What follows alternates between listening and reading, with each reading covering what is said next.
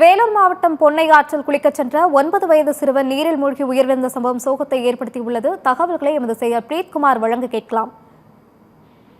அடுத்த பரமசாத்து பகுதியைச் சேர்ந்த கூலி தொழிலாளி பாலாஜி, இவருடைய தாய் விஜயா இன்று விடுமுறை நாள் என்பதின் காரணமாக அவர்களுடைய பேர பிள்ளைகளை 4 பேரை அழைத்துக் கொண்டு பொன்னை ஆற்றில் குளிப்பதற்காக சென்றிருக்கின்றனர்.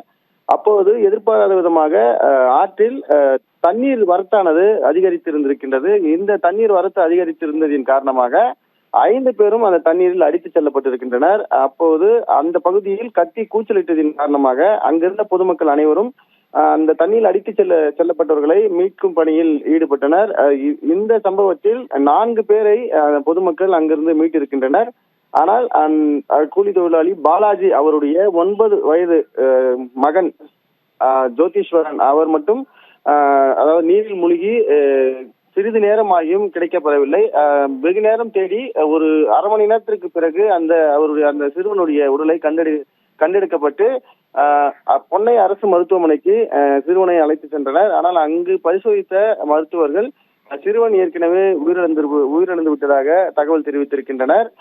இந்த சம்பவமானது அந்த பகுதியில் பெரும் சோகத்தை ஏற்படுத்தியிருக்கின்றது. ஆந்திரா மாநிலத்தில் பெய்யக்கூடிய மழையின் காரணமாக இந்த பொன்னை ஆற்றில் வெள்ளமானது அதிகரித்து வரக்கூடும். இன்று ஞாயிற்றுக்கிழமை என்பதன் காரணமாக பள்ளிகளுக்கு விடுமுறை என்பதன் காரணமாகவும் அவருடைய பாட்டி அவர் பேர பிள்ளைகளை அழைத்துக் கொண்டு பொன்னை ஆற்றில் குளிக்க சென்ற போது இந்த சம்பவமானது அரங்கேறி இருக்கின்றன.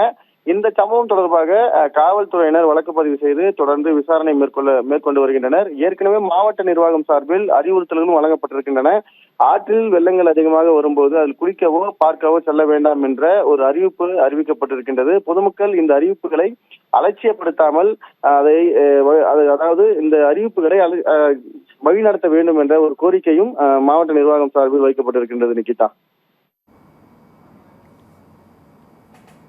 விவரங்களுக்கு நன்றி பிரீத்குமார்.